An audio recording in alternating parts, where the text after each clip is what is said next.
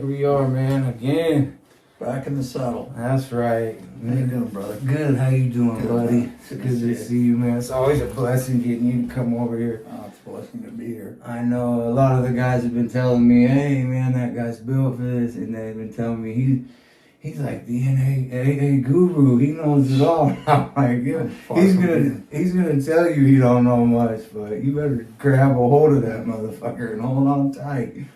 Yeah, I don't feel like I know all that much, especially when it comes to working a program for myself. You know, I have a knack for telling you what you're doing wrong. But isn't that always the question? Am I doing enough? Right. I ask myself, like, man, sometimes when I'm not feeling good, I'm like, am I doing enough? Yeah. You know, because I'm usually feeling good if I'm doing the right thing, you know? But I guess that's the basis everybody has to find out is what works for them. Yeah, you know? absolutely. What works for them. So, You know, what's working for you, John? oh, man, to be honest with you, the fellowship said, you know, at the beginning, the fellowship really saved my ass because I didn't have much belief in any system of religion or any kind of faith. So it was just getting support from people. I wasn't used to that. You know, when you get a therapist asked me the other day, who checks on you? I said, no one. That's how it's always been. You know, like, it doesn't matter who checks up on me, you know? And she said, well, you need that. And I'm like, I have that with like a couple people, you know? But it's, the fellowship for me was the first thing that I seen was everybody standing together, you know, with the same disease. For me, I needed somebody to tell me, you sit in that chair, you put your hands in your pockets, and you don't say anything or do anything, right? You just need to listen for a little while. Yeah. And because, you know, listening is so hard at the beginning because your head's going a million miles an hour, you know, there are millions of thoughts just going, and it took I think the biggest lesson that an addict has to learn is patience, right? It's just to settle down, slow down, take it easy, take some deep breaths. Shit doesn't come overnight. You don't need to do anything, right? Like our brains say, take action. Yeah, and that goes back to the addict mindset. I want the results now. Yeah. You know, and that's why I feel like you get flustered like that is because, you know, you get 3 days clean, you think you're sitting on top of the world and you're healed and all this shit, you know? Right. And you're not. Did you ever get the feeling, I've been thinking a lot about this lately, did you ever get this feeling early on that sort of you should get a prize for being sober or like that you deserve something? I always felt like somebody should be giving me some money or something, like I deserve something. You know how I feel? For just doing the right thing. Right. You know how I feel about that? Like, it was such a powerful thing. I felt like a fucking lion, you know? And then it's like, man, everybody's doing this thing. Do I deserve a reward for, like you said, doing the right thing? Yeah. I felt like I did. Did I deserve a reward for taking care of my autistic son? I felt like I did. Yeah. You know, and that was the deranged mindset I had. I mean, I think really the reward is long term, right? Right. My reward is what we're doing now is giving back to all these people. That was my reward. And that's how I stay clean. Is I'm always in a formula of the solution, you know? Yeah, we've talked a lot of times about watching guys with the light come on, you know, the moment of sort of like awareness and awakening, and where a lot of this starts to make sense, you know? It's pretty cool. It is. Cool. Like seeing, I mean, it's, to me, there's nothing greater than that, you know. I always tell these guys, what do you do, John? I'm in the business of saving lives, bro. What do you do? You know, and like you said, these days is a little different. Like you know, sit down and shut up. These guys got so much ego still. It's like, bro, just sit down and read a book for the start. It's like it's such an important set of qualities to learn from the beginning. It's just like, I don't need to do something. Like I can just. Well, it took me a couple of years literally to be able to sit still for 60 minutes, and sit in a meeting in San Diego where I got sober. The meetings were only 60 minutes, and I smoked then, and you know I got up a bunch of times during the meeting to go out and smoke. I mean, I remember sitting for 15 minutes was a big deal. Oh yeah. Yeah. And so that being able to sit and be quiet, I mean, not like be quiet in a mean way, but just to try and listen, took a couple years for me to really get that, to be able to understand how important that was. Yeah, I think for me it was so much was going on, right? I was just trying to stay focused on staying clean. I didn't even care about the courts at one, remember you telling me like just keep being faithful and like eventually I stopped caring about the life sentences because I knew that I had to change regardless. Yeah. So it wasn't even, it was about the most important thing to me in that time was my sobriety. Before God, before family, I didn't know God. So to me, this was the most important thing. I had one shot at this, and I fucking knew it. And bro, I'm not gonna give that up for anybody ever. But you're right. I felt with you think your story's the worst, and I made it through this. You guys owe me. You owe me this. I feel like I should have gotten an award. You get a coin though, motherfucker. Yeah, you get a little pat on the back, but those little pats on the back, man, they sure do add up at some point, don't they? Yeah, they do. I mean, even just their recognition of what those mean. I set them on my dresser sometimes when I get up. I'm like, I'm still in the fight. We share a meeting that you and I both share a Monday night meeting that we go to, and a lot of times they don't have, they run out of coins, Oh, man, I know. And man, it pisses me off because I think that those early milestones are so important for these guys to take and to acknowledge. I mean, in 24 hours, but 30, 60, and 90 days, man, those are big fucking deals. Those are the hardest days. Yeah, the hardest days, right? They tell you, man, I'm like, bro, I only got 30 days. Bro, you got the hardest 30 days. And I remember thinking, man, I got a year. Now I got to wait a whole nother year until I get another because they were keeping me alive for a while. Yeah. When I got my first 30-day chip, oh my God, I felt like I was sitting up there. This might work, John. This might work. And I carried them all the way through, man. And they definitely do something to you. And we always say, like, it's not for me anymore. It's for them, you know what I mean? It's for the 30, 60, 90 day and that's why I take cakes now. Yeah, we gotta show them it's possible, right? It's not all fucking rainbows and flowers, they gotta understand just because you get clean doesn't mean your life just automatically becomes great. That's why we get into recovery instead of just being abstinent. We can start working. Yeah, there's so much more to life than just not using, right?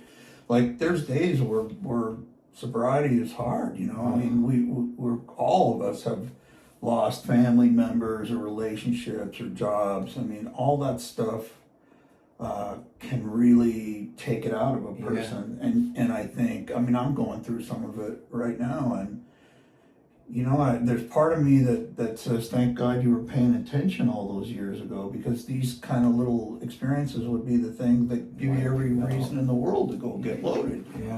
And that's the idea of this, and ultimately,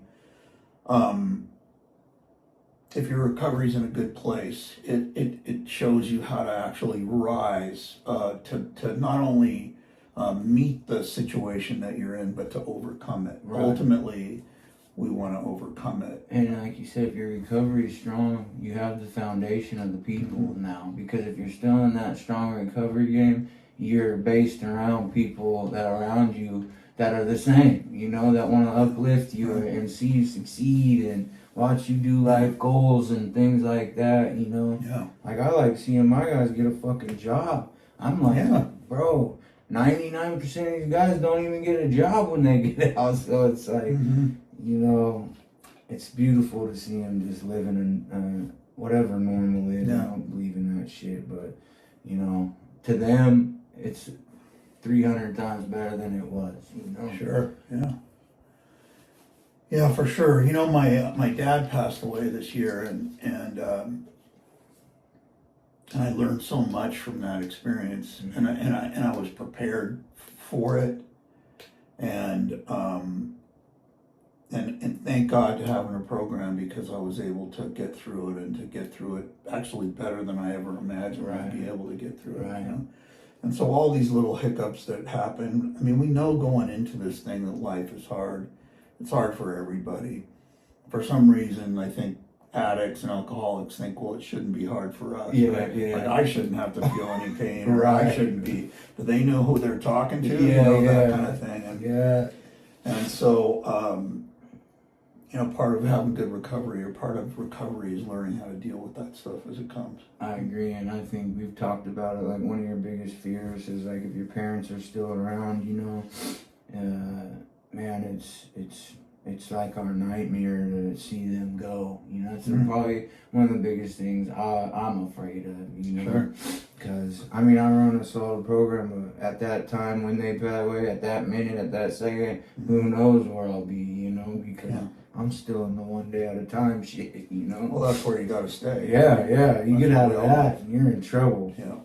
I tell all my guys, yeah, bro, you gotta stay with gratitude and humility and all that stuff, bro. It's a wrap. The ego, I'm talking to Carlos about, like, he's told his sponsor, hey, these guys need to respect me. And he's like, I like the drums. I'm not a violin guy. And he was like, oh, shit. He said, yeah, man, they don't have to respect you, right? Like, people, places, and things, I have no control. That person don't need to respect me because he's been a top dog in the prison system. You don't owe you shit. Nobody owes you nothing, Yeah. It's hard to figure out what we owe ourselves. Yeah. Well, do we really deserve it is always my question. Look at all the things I have. I don't deserve any of these. Yeah. I do not deserve a single bit of I mean, honestly, if we did get what we deserve, we'd probably all be in jail or dead. I know I had it coming for sure. Yeah, man, and that just brings stronger to my purpose, I feel like, man. Because I even forget, I was talking to a guy the other day, I forget about some of the little major things, like, Yeah. like, I don't even remember them until later on when I'm thinking, like, damn, that happened too, like, wow, and yeah, it's just having that program that's going to help you make it through those types of tragic things, and even the little things of, like, a relationship, you think you can handle it after a year, right? Right. And man, it starts to wear you down day by day by day by day by day, and all of a sudden you're weak. Yeah. And you haven't been in that program, you haven't been around the facilities, and now you're starting to work on your old ideas. And I think we're under the impression that we should be able to get through this alone, right? Whatever it is we've gotten through everything else alone. Yeah, and the nice thing about it is yeah, you could probably get through it alone, but you don't have to. Yeah. And life gets so much easier, doesn't it, when you're doing it with somebody or with other people. This really gets to be easier because we're all there to hold you up. Yeah. And that's what we're there for, you know what I mean? Yeah. It's to give you a backbone when you don't got one, Right. To give you everything you need when you don't have it. Yeah, exactly. Right. I mean, that's the whole way this whole thing works, is that we're not all sick on the same day. No, right? Thank God, right? We will have one or two weak ones, and then we can lift them up, and then when it's our turn, they can lift us up, and it works out really well. It does. It's almost like a underground community that are just solid, built on love, and like these guys genuinely want to see you do well, and that's what I always liked about the room. There was no judgment. It just was come as you are. I've never seen a room like that before with addicts, not knowing if I was even. I mean, I knew I was an addict, but seeing their stories were like, okay, bro, I'm just like these. I remember thinking to myself, I'm not like any single one of these motherfuckers. Yeah, like I'm not like him. Boy, thank God I'm not as bad as that guy. Yeah, oh, that guy's really trash. Yeah, It's not like me. I still got a $500 car. Yeah, exactly. You don't have shoes, but I'm sleeping in my car. Yeah, that's funny. Yeah. But yeah, we were talking about step one last time we were here, and me and Carlos were talking about the surrender, and he was talking about like unloading this shit, because he needs to get it out, you know? Well, we carry all this crap around with us that we don't need. It's not serving us, right? All of our issues that we've sort of schlepped around our whole life. I got mommy issues, daddy issues. This should have happened, that should have happened, and I'm carrying all this shit around in like a 50-pound gunny sack on my back. Yeah. And part of the surrender, or well, at least part of the process of the steps, is to help us like chuck these things, Right. get rid of them as we go along. Because if we're really being honest with ourselves, not much of what we arrive here with serves us. Right. It just doesn't. It Right. doesn't, yeah. We say we got to let go of everything, and that's no bullshit. I mean, it's everything. Everything's got to go.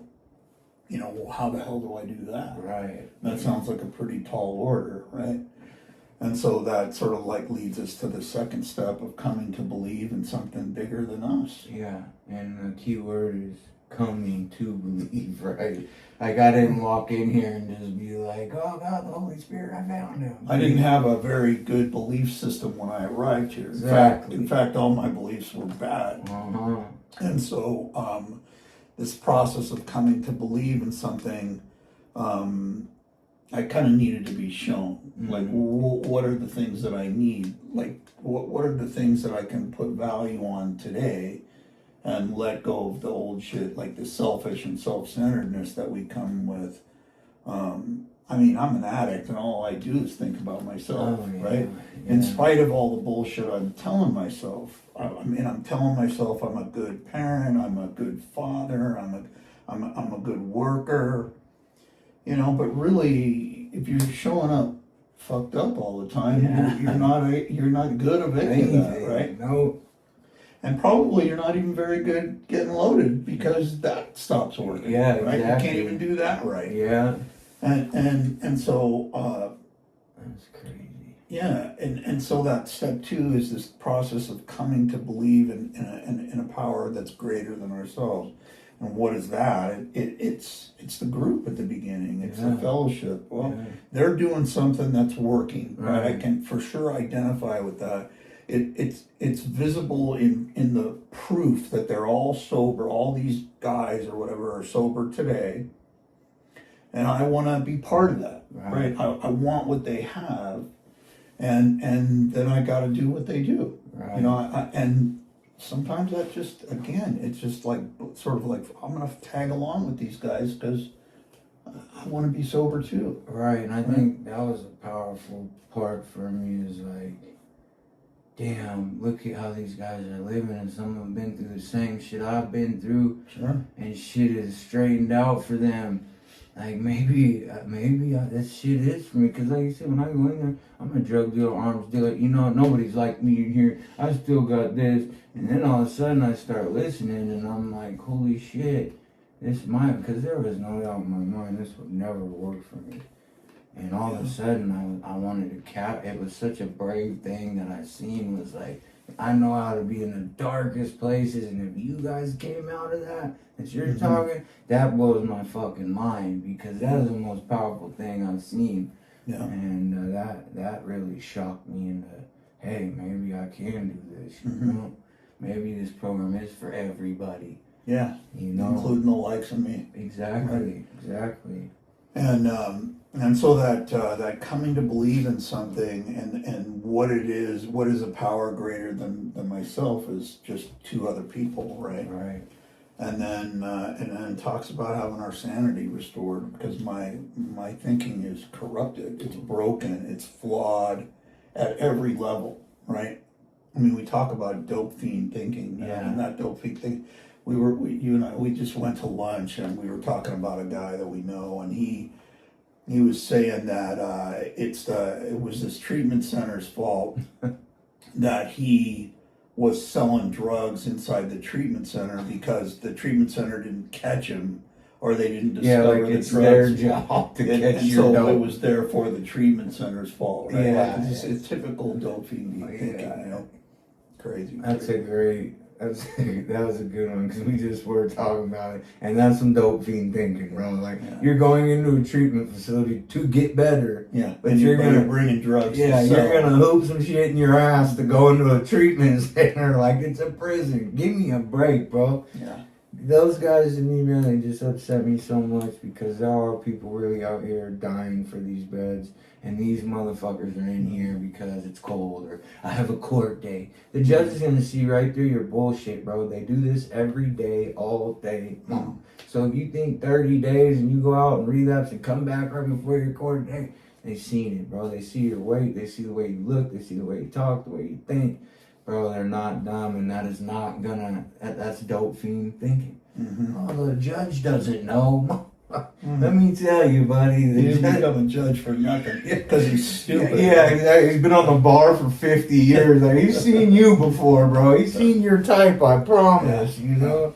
And they think they're going to get over on them. And the guys that do get help from the court, they run a solid program all the way through. They do not get in trouble. I never got in trouble one time there. Yeah. It could have been my life. And I think you and I talked about it once, is that they want to see change, right? They want to, like, if you come in there and you're physically looking different and sounding different, and you got a whole court card of meetings that you've been to, and a sponsor and all that stuff, right? There's visible proof that you've changed, that you're doing the stuff, that you're moving forward, that you're doing what it takes to change, right?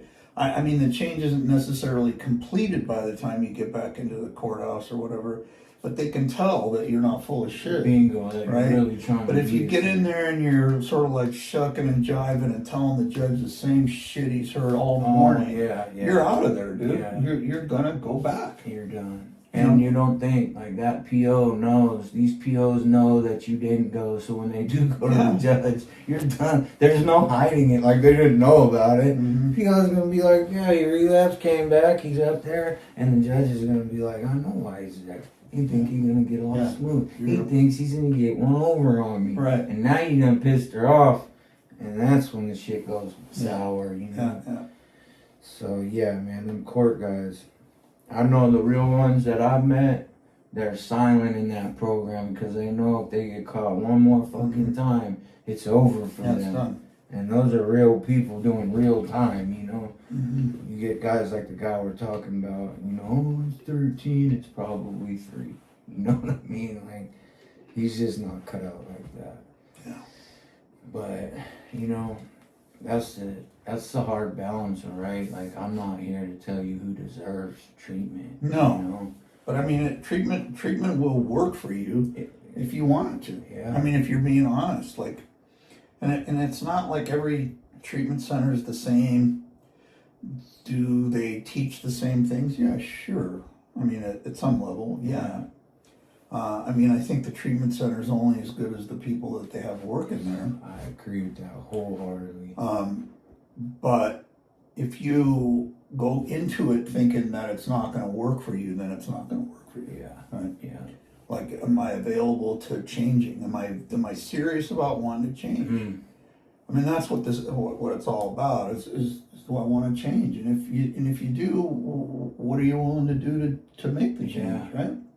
I sometimes have groups where I ask guys, "Why are you here?" You know, "Oh, because I want to change." Well, that's great, but what are you willing to do? Are you willing to show up to groups on time? Are you willing to make your bed? Are you willing to make phone calls? Are you willing to talk about your feelings? Are you willing to do little things? That's just the start of that. Just the basic the stuff, basic shit. And most of them aren't. Yeah. Honestly, I mean, it's great to say I want to change. Yeah. I want to be tall, John. Yeah. And it's I never want going to to be happen. the president. Right? You know? It's just, that part is kind of challenging every now and then. It is, man, and you dump so much time into these people sometimes, and it's like they were speaking very, very good shit in there.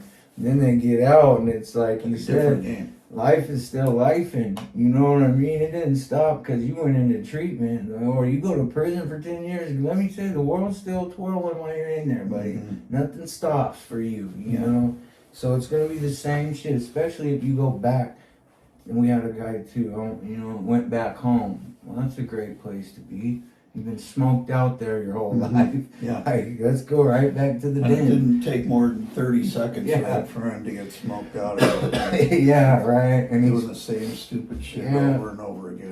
And preaching to you that he swore he didn't do this and that. The same addict mind, the same dope fiend mindset we're talking. I can manipulate my way through my sponsor. it must have been my cologne Yeah, that alerted the it. scope hit a 0.08. I'm like, bro, come on, He said man. mouthwash. What did he say? He said mouthwash set it off. Then he said cologne. Yeah, and And then then there was one other thing. I forget. yeah, hand sanitizer. Hand sanitizer. Yeah. I smelled them one day at a meeting, and he obviously had something in it. You know, like that hand sanitizer smell comes and then it goes real quick. It didn't. I mean, we I don't know if we've talked about this before, but John and I were at a meeting, and we have a mutual friend, for lack of a better word. He came in there to take a year chip, Oh, yeah. and he was just shit faced. This kid, remember? Yeah. And he was so hammered. He comes in late to the meeting. The tokens were already over with. He wanted to take a chip, and he's drunk. And we had cupcakes that night, and he couldn't even eat his cupcake. All I remember him doing is And licking his fingers like this. in And he- between what he was saying. And then he started wanting to pick a fight with a guy that was sitting in the meeting because the guy said, "You're full of shit, dude." Yeah, and he You know. said, "What the fuck are you looking Yeah. at?" Oh God, it was crazy. And I was thinking about, man, imagine, and the lesson from that is that the disease is so powerful in this kid that it's telling him you can get away with this, that you're gonna fool 75 other People in alcoholics there. that are sitting in there, right? And in his mind, he was pulling it off, Uh-huh. right? And the alcohol is just telling this kid to do all Oh your my. bullshit lies or Yeah, working. he's not Oh even my like God. that. Like when I've never seen him waste until that time, but when he's clean through it, he is not like it. He does not Nothing talk like about that. shit like Yeah. that. Like Yeah. I'll tell you guys after that he did that and he's like, "Oh fuck you up," Yeah. and he's like, "John," and I'm like, "Dude, I'm gonna sponsor you, bro. You're my sponsor. Like you should be going out there." So I go out there and he hugs me, and the kid's got 3 dots right here, and he put them on with a pen. So he was crying, and I had a white shirt, and when he pulled off my shirt, the 3 dots were on my fucking shirt, and you know what that means for the Mexicans, you're crazy, you know what I mean? It's just, you want to talk about a dope fiend mindset, boy. I mean, think about how strong addiction is to say that you can pull this off. In front of You 70, can get away with it, right? yeah, in front of these guys that are all-time drinkers, Yeah. like, you know, A professional drinker. Right? we're not fooling nobody. Yeah, that was one of the, I'll never forget I wonder that. how he is. Yeah, we had to drive home. He went to Salvation Army for 8 Yeah, but he months. bounced out of there too. And then I heard he hit his chick again. And man, that domestic violence is a whole nother thing in recovery. Mm. And almost everybody comes in with a DV case. It's crazy. And it comes out, you know, your discipline's no good, so you're just flipping out. And But think about it, like your mindset says that it's not only is that behavior okay, but that you're willing to compromise everything yeah. because you can't manage your emotions. Emotion. You have no way of vocalizing or verbalizing what's really going on. Yeah.